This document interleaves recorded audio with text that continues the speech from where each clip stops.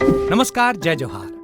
क्या आप भी गवर्नमेंट एग्जाम्स की तैयारी करना चाहते हैं? क्या आप भी मेमोरी टेक्निक्स और ट्रिक्स के जरिए बहुत ही कम समय में स्मार्ट स्टडी करना चाहते हैं? क्या आप चाहते हैं कि सीजी व्यापम टॉपर आपको पढ़ाए? तो डाउनलोड करिए योगेंद्र साहू क्लासेस ऐप। यहाँ 10 से अधिक गवर्नमेंट एग्जाम्स क्रैक करने वाले और सीजी व्यापम टॉप करने वाले योगेंद्र सर सीजीपीएससी और सीजी व्यापम के अंतर्गत होने वाले सभी एग्जाम्स की तैयारी कराएं।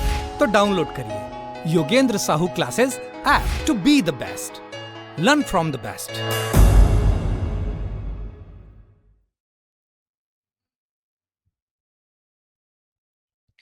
नमस्कार दोस्तों, मैं मनीष आप सभी का स्वागत करता हूं योगेंद्र साहू ऑनलाइन क्लासेस में। सेट 4 तक हम लोगों ने देख लिया था, है ना। आज 5 सेट देखेंगे। फॉर्मेट वही रहेगा, 25 क्वेश्चन का एमसीक्यू रहेगा। पर क्वेश्चन 1 नंबर, अगर गलत होता है तो 1/4 कर लेना, ठीक है। क्लियर। तो ये आपका पूरा एडीओ तक पूरा प्रैक्टिस होते जाएगा कि 25 क्वेश्चन देगा, उसको किस फॉर्मेट में लिखना है आपने को, है ना। और कैसे देगा क्वेश्चन। तो हो सकता है वो ऑनलाइनर फॉर्म में भी पूछे, या हो सकता है वो 2-3 क्वेश्चन को मर्ज करके एक स्टेटमेंट बनाए और क्वेश्चन पूछे। ज्यादा प्रोबेबिलिटी वन लाइनर की नहीं है ना। लेकिन फिर भी आपको वन लाइनर देखना पड़ेगा। सीधा सीधा अगर वन लाइनर भी आ जाए तो उसको भी आपको प्रैक्टिस करना पड़ेगा, ठीक। सबसे पहला क्वेश्चन देखो, छत्तीसगढ़ी रामायण, छत्तीसगढ़ी रामायण शोध ग्रंथ पुस्तक के लेखक कौन है, ठीक है। छत्तीसगढ़ी रामायण शोध ग्रंथ पुस्तक के लेखक कौन है। सबसे पहले तो छत्तीसगढ़ी रामायण के हिसाब से अगर हम लोग देखें, पहले राम वन गमन पथ, राम वन गमन पथ, ठीक है। राम वन गमन पथ में टोटल 75 जगहों को चिन्हांकित किया गया, ठीक है। 75 जगहों को चिन्हांकित किया गया। लेकिन ये चिन्हांकन कहां से किया गया है, तो 2 पुस्तक, एक मन्नूलाल यदु और एक हेमू यदु, ठीक है। तो ये 2 यदु, मन्नूलाल यदु, हेमनाथ यदु या हेमू यदु भी बोला जाता है, इन दोनों के पुस्तक को आधार बना करके क्या किया गया, राम वन गमन पथ में 75 जगहों को चिन्हांकित किया गया। इन 75 जगहों में से 2 चरणों में याद रखना, प्रथम चरण में 10 जगह और द्वितीय चरण में याद रखना, द्वितीय चरण में 42, ठीक है। प्रथम चरण में 10 जगहों को चिन्हांकित किया गया डेवलप करने के लिए, द्वितीय चरण में 42 जगहों को चिन्हांकित किया गया, ठीक है। इसी द्वितीय जगह से ये याद रखना 2260 किलोमीटर टोटल क्या किया गया, लंबाई बताया गया, ठीक है। टोटल लंबाई कितना था, 2260 किलोमीटर टोटल लंबाई, ठीक है। 75 जगह और प्रथम में कितने 10, द्वितीय में कितने 42 जगह, ठीक है। क्लियर, ये समझ में आया यहां तक,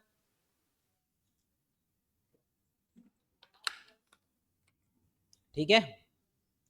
तो ये राम वन गमन पथ जब लाया गया, 75 जगह चिन्हांकित किए गए, तो किन 2 पुस्तकों को आधार बनाया गया, एक मन्नूलाल यदु जी की पुस्तक और एक हेमनाथ यदु जी के पुस्तक, ठीक है। इन दोनों पुस्तकों का नाम भी पूछता है, कौन कौन सा, एक मन्नूलाल यदु का दंडकारण्य रामायण, मन्नूलाल यदु का दंडकारण्य रामायण, दंडकारण्य रामायण। और इनका याद रखना, छत्तीसगढ़ पर्यटन में राम वन गमन पथ, छत्तीसगढ़ पर्यटन में राम वन गमन पथ, ठीक है। मन्नूलाल यदु जी के पुस्तक पे ही याद रखना कौन सा, एक छत्तीसगढ़ी रामायण, ठीक है। इन्हीं का पुस्तक क्या, जिसको शोध ग्रंथ बोला जाएगा या छत्तीसगढ़ी रामायण बोला जाएगा, इन्हीं को आधार बना करके ये 75 जगह चिन्हांकित किए गए थे। तो यहां से अपना 2-3 क्वेश्चन बनता है। पहले तो ये राम वन गमन पथ में कितने टोटल जगह चिन्हांकित किए गए थे, तो याद रखना पहला क्वेश्चन 75 जगह। प्रथम चरण में कितने जगहों को डेवलपमेंट किया गया, तो 10 जगह को। द्वितीय चरण में कितने जगह, 42 जगह। राम वन गमन पथ का आधार क्या है, जिसमें से ये 75 जगह चिन्हांकित किए गए, एक मन्नूलाल यदु का दंडकारण्य रामायण और छत्तीसगढ़ी शोध ग्रंथ या छत्तीसगढ़ी रामायण के बारे में याद रखना, दंडकारण्य रामायण या छत्तीसगढ़ी रामायण। हेमनाल यदु जी का छत्तीसगढ़ पर्यटन में राम वन गमन पथ। तो एक क्वेश्चन से हमारे देखो 4 से 5 एस्पेक्ट को कवर करना पड़ेगा। ठीक है, अब इसी क्वेश्चन को ये क्या करेगा, एक क्वेश्चन हम लोगों ने डील किया, लेकिन इसी के आधार पे 6-7 क्वेश्चन हम लोगों ने पढ़ लिया। इसी 6-7 क्वेश्चन को ही वो क्या करेगा, व्यापम स्टेटमेंट बना करके, स्टेटमेंट फॉर्म में 3-4 स्टेटमेंट बना करके क्वेश्चन दे देगा। तो कोई भी एक क्वेश्चन पढ़ रहे हैं हम लोग, तो उसमें जितने भी एस्पेक्ट हैं, 6 से 7 एस्पेक्ट हैं, उसको हम लोग कवर करते चलेंगे। ठीक है, बात समझ में आई यहां तक? आगे बढ़े क्या? क्लियर? तो देखो, सबसे पहले इस क्वेश्चन का आंसर क्या हो जाएगा, छत्तीसगढ़ी रामायण या दंडकारण्य रामायण किसका है, मन्नूलाल यदू जी की रचना है। ठीक है, उनके पुस्तक के लेखक है मन्नूलाल यदू। क्लियर पहला क्वेश्चन?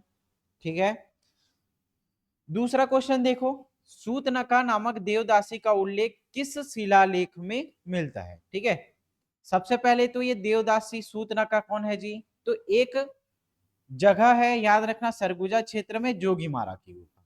कौन सी? जोगीमारा की गुफा। जोगीमारा की गुफा में देवदत्त, ठीक है, और नर्तकी सूतनका, इन दोनों के प्रेम गाथा का वर्णन मिलता है। कौन सा अभिलेख से? मौर्यकालीन अभिलेख से। मौर्यकालीन अभिलेख से, शिलालेख से क्या मिला,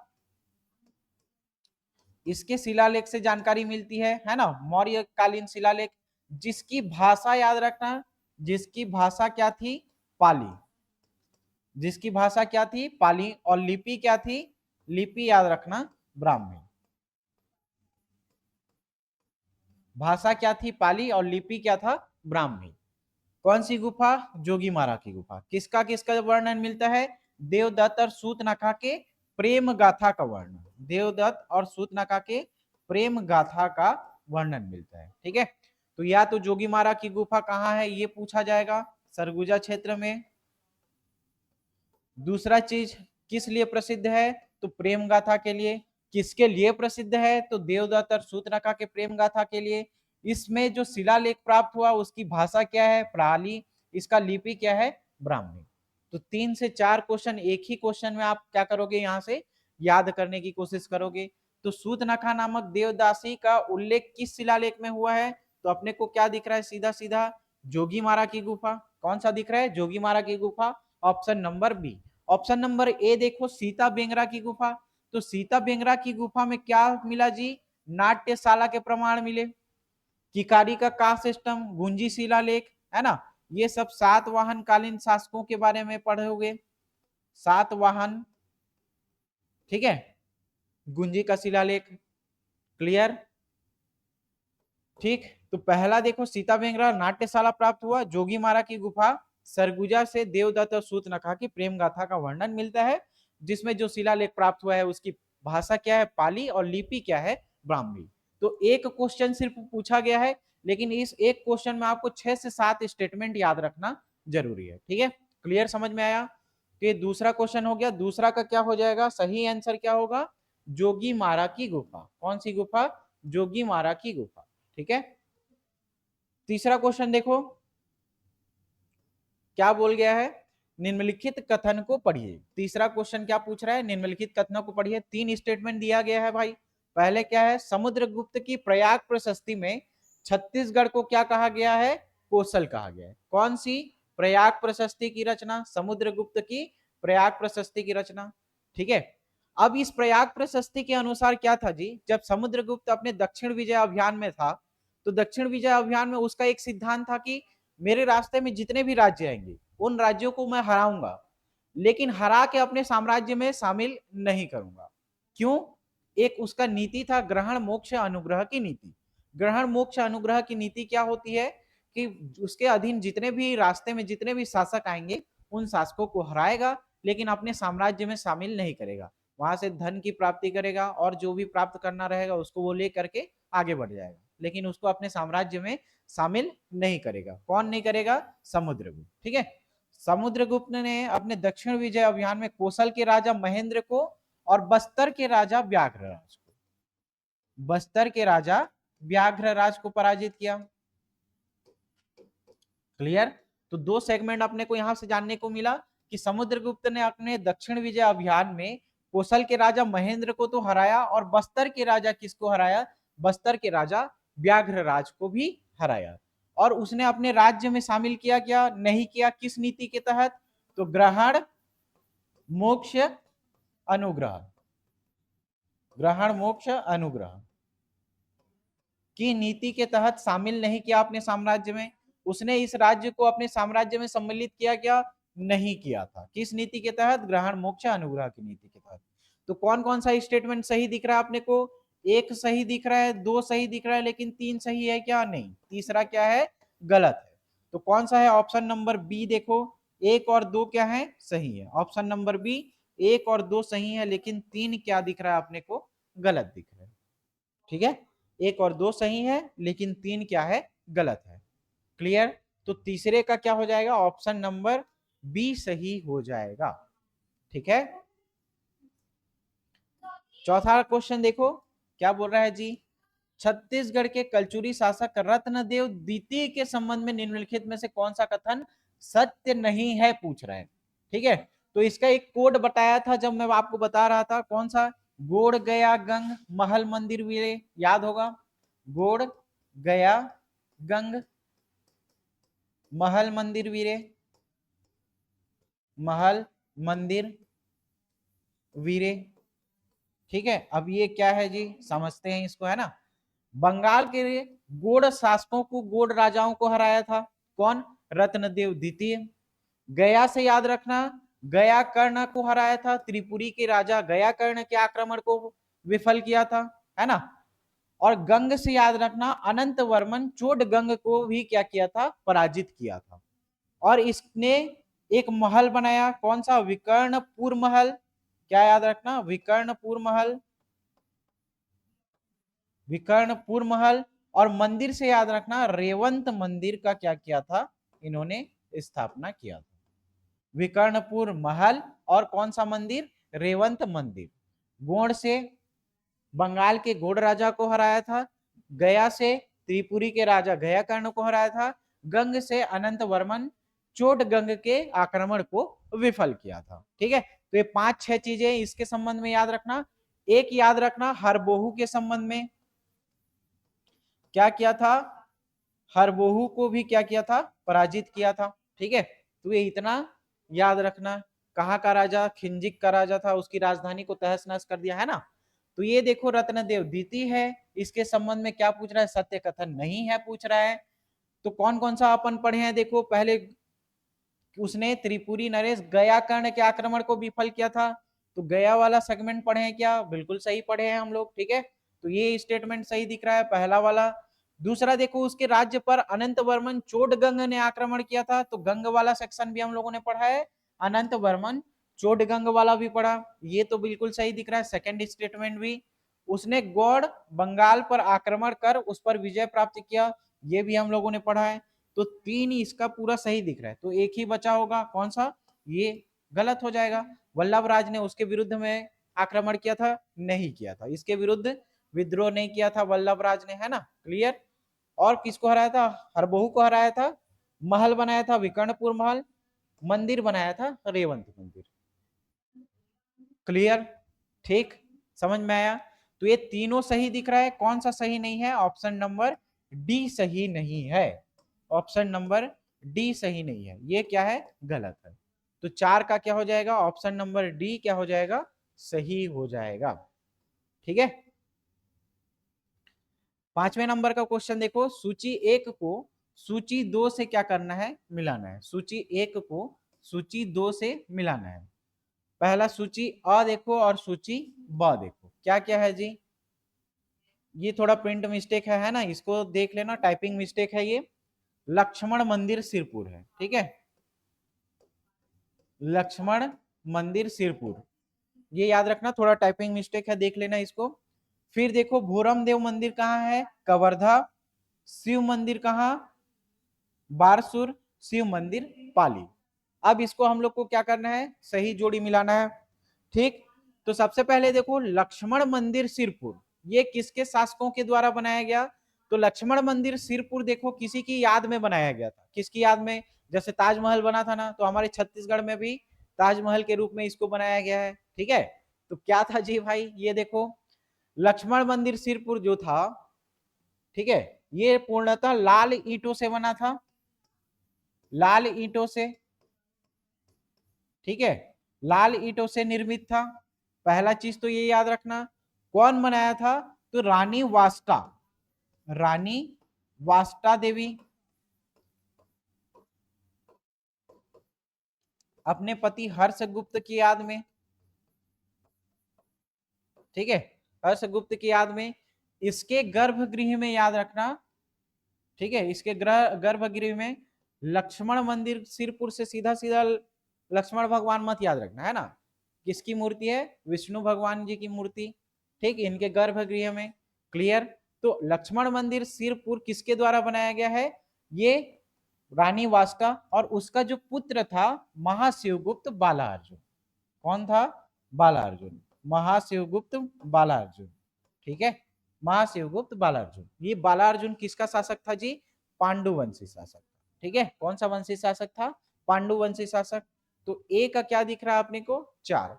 भोरम देव मंदिर कवर्धा, तो छपरी के निकट चौरा नामक गांव में भोरम देव मंदिर का निर्माण कब किया गया है? 1089 में किया गया है। कब किया गया? 1089 में, ठीक है, क्लियर। तो ये कवर्धा कौन बनाया है इसको जी? तो फणी नागवंशी शासकों ने बनाया है, ठीक है। कौन बनाया है? फणी नागवंशी शासकों ने बनाया है 1089 में। शिव मंदिर बारसूर, बारसूर किसके द्वारा? छिंदक नागवंशी शासकों के द्वारा।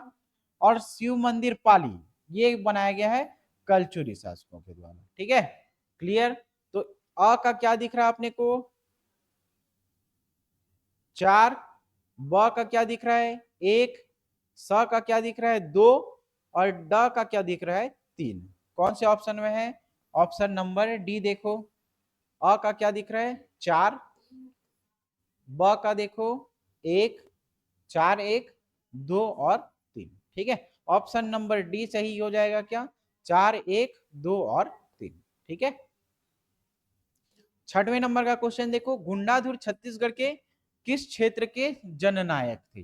तो गुंडाधुर के संबंध में जैसे ही आप क्वेश्चन देखोगे तो सीधा सीधा याद रखना 1910 का कौन सा विद्रोह जी? भूमकाल विद्रोह। कौन सा विद्रोह? भूमकाल विद्रोह। इन्हीं का नेतृत्व किसने, भूमकाल विद्रोह का नेतृत्व किसने किया था? तो ये याद रखना गुंडाधुर। कहां के जमींदार थे? तो नेता नार याद रखना, नेता नार के जमींदार थे, ठीक है। कौन? गुंडाधुर, ठीक, नेता नार के जमींदार। अब क्या याद रखना,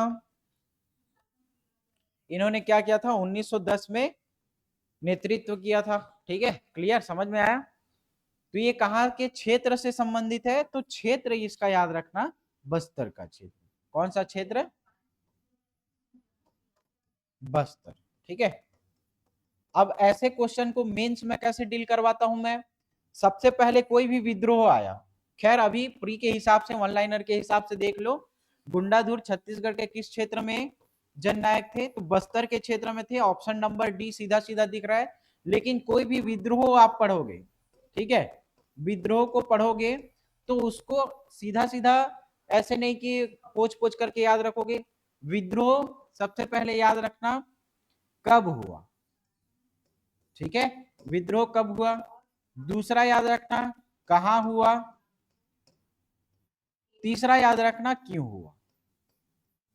ये 3 चीज याद रखना, ठीक है। फिर उसका नेतृत्व किसने किया, नेतृत्व किसने किया, और विद्रोह का समाप्त कौन किया, समापन कौन किया, ठीक है, समापन कौन किया। और लास्ट पॉइंट याद रखना, इसमें कुछ विशेष पॉइंट, विशेष तथ्य। तो इन 4-5 बिंदुओं के आधार पे ही आप क्या करोगे? किसी भी विद्रोह को याद करोगे। कब हुआ, है ना, ऐसे जनरली पूछते हैं ना, कोई एक्सीडेंट, अरे कब हो गया, कहाँ हो गया, कैसे हो गया, ऐसे बोलते हैं ना।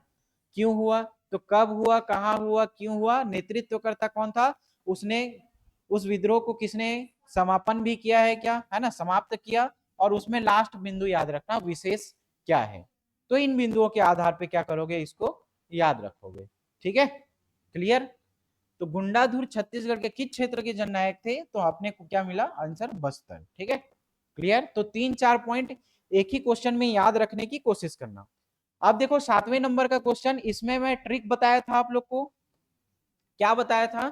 छत्तीसगढ़ में व्यंको जी भोसले के शासनकाल में सूबेदारी व्यवस्था प्रारंभ हुई, जिसके अंतर्गत निम्नलिखित सूबेदारों ने कार्य किया था। तो कौन कौन से सूबेदार थे जी? तो इसके लिए कोड बताया था, याद करो, मवी भके 20 सिया। ठीक है,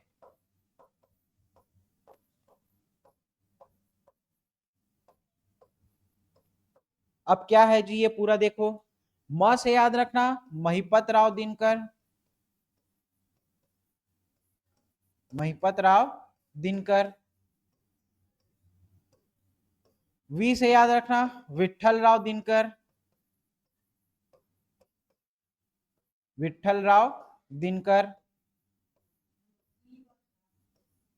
ठीक है, भ से याद रखना भवानी कालू, भवानी कालू।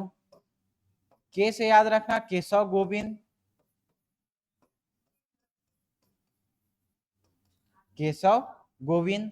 बी से याद रखना, बी से दो नाम याद रखना, एक आएगा पीजी करके, नाम पढ़े हो ना जी, पीजी जैसे बोलते हैं ना, कहाँ पे रहते हो कहीं भी पढ़ने के लिए तो क्या बोलते हो? पीजी में, पीजी में बोलते हो ना।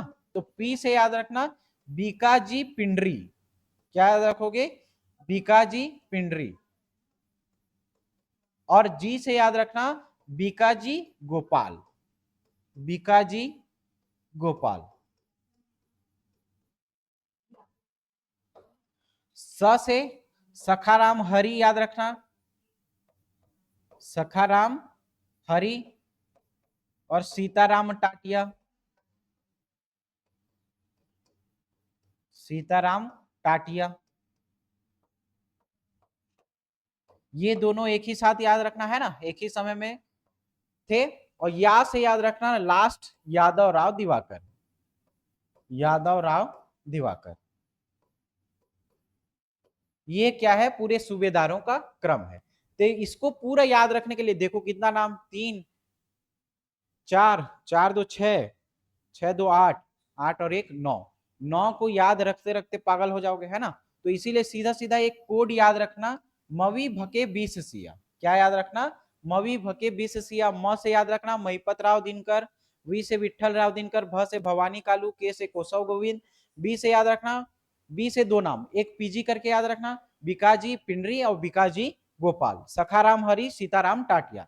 लास्ट वाला शासक कौन आएगा? यादव राव दिवाकर। लास्ट वाला शासक कौन आएगा? यादव राव दिवाकर। ठीक है, याद हुआ पूरा नाम, 9 नाम।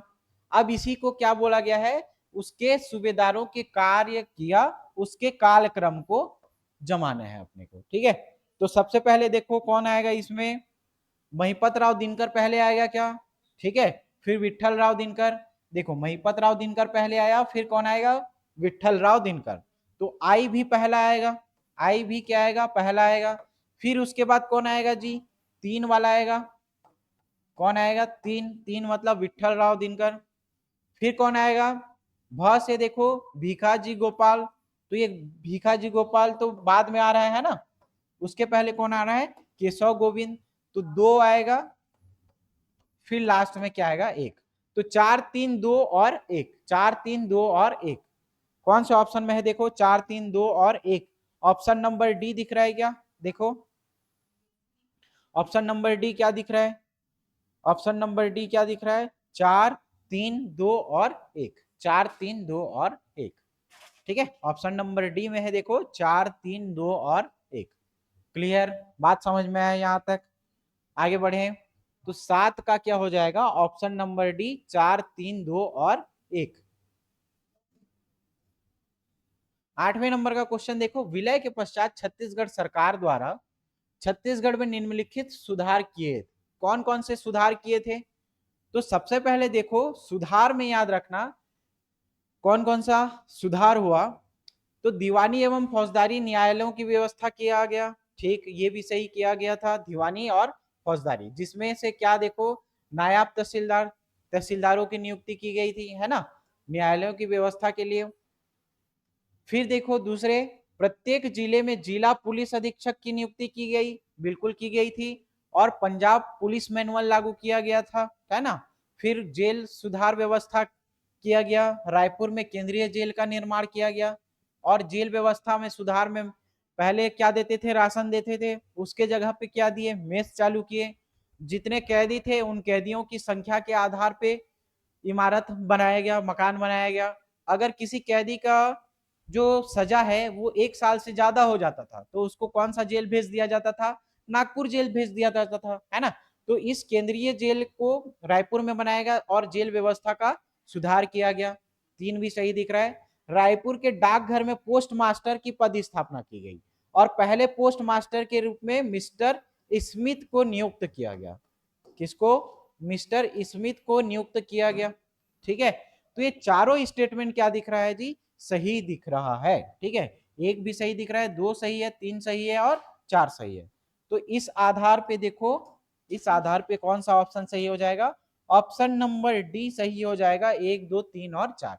दीवानी फौजदारी दोनों न्यायालय की व्यवस्था, जिला पुलिस का व्यवस्था किया गया, केंद्रीय जेल भी बनाया गया और डाकघर में पोस्ट मास्टर की पद स्थापना की गई। क्वेश्चन और पूछेगा, डाकघर में जो पोस्ट मास्टर था वो कौन था, तो याद रखना इसमें स्मिथ था। ठीक है, क्लियर। तो 8 का क्या हो जाएगा, option number D. Post master में डाकघर की ही क्यों, डाकघर की पद स्थापना क्यों की गई, तो डाकघर की आवश्यकता हम लोग को क्यों पड़ी, 1857 में विद्रोह जो हो गया था, विद्रोह ज्यादा हो गया था और वो संचालन कहां से होता था, तो पत्र के माध्यम से। पहले उस जमाने में तो आप लोग के जैसे बढ़िया टेक्नोलॉजी नहीं था, उन लोग के पास मोबाइल नहीं था, फोन नहीं था, है ना। तो क्या करते थे, चिट्ठी लिखते थे, है ना, और चिट्ठी पत्र लिख करके भेजते थे, एक क्रांतिकारी दूसरे क्रांतिकारी को, आप लोग कुछ अलग लिखोगे, है ना। तो उस हिसाब से अगर देखें तो उसको रेगुलेट करना जरूरी था, किसको, पोस्ट ऑफिस को, जहां से वो पत्र भेज रहे हैं दूसरे जगह, कि हाँ उसमें कुछ ऐसा तथ्य लिखा हुआ है क्या जो हमारी क्या करेगा, वहां पे क्रांतिकारी आंदोलन को भड़काएगा। तो उन सब को कंट्रोल करने के लिए यहाँ पे क्या किया गया, पोस्ट मास्टर की नियुक्ति की गई, उन सब लेटर को क्या करने के लिए, रेगुलेट करने के लिए। तो इस हिसाब से क्या हो जाएगा, अपना ऑप्शन नंबर डी सही हो जाएगा। 1, 2, 3 और 4, चारों क्या हो जाएंगे, सही हो जाएंगे। अब देखो 9वां नंबर का क्वेश्चन, निम्नलिखित में से कौन सा कथन सही है। ठीक है, तो 1891 जब आया तो 1891 का हम लोगों ने क्या पढ़ा था, पहले देखो 1889 में कौन सा था, बना करके कुछ बताया था क्या मैं, ठीक है। 1893 ऐसी था सीक्वेंस में, पहला कहां पे था, बनारस में, दूसरा नागपुर, ठीक है, और ए से याद रखना आंध्र प्रदेश में हुआ था। तो इस आधार पे हम लोग को ये किसके बारे में पूछेगा, 1891 का नागपुर अधिवेशन। 1891 का कौन सा अधिवेशन, नागपुर अधिवेशन। 1891 का नागपुर अधिवेशन के बारे में जब हम लोग देखेंगे, नागपुर अधिवेशन के बारे में, तो इसमें अध्यक्षता के बारे में क्वेश्चन पूछा जाता है। तो अध्यक्षता में अध्यक्ष कौन थे, अध्यक्षता पी आनंद चार्लू के द्वारा किया गया, पी आनंद चार्लू के द्वारा, पी आनंद चार्लू जी के द्वारा क्या किया गया था, अध्यक्षता किया गया था। ठीक है, मुद्दा क्या था जी, जो किसान और मालगुजार थे, किसान और मालगुजार, उन्होंने भाग लिया था, किसान और मालगुजारों ने भाग लिया, किसान और मालगुजार भाग लिए। ठीक है, क्या मुद्दा था, राजनीतिक चेतना, राजनीतिक चेतना के विकास के लिए, राजनीतिक चेतना के विकास के लिए। ठीक है, क्लियर, समझ में आया। जब तक इतने पॉइंट को नहीं जानोगे आप लोग ये एमसीक्यू नहीं कर पाओगे, है ना। तो पहले क्या क्या पॉइंट यहाँ पे बताया जा रहा है उस पर फोकस करना, क्या बोल रहा है आप देखो, इसके आधार पे एमसीक्यू बनाओ। भारतीय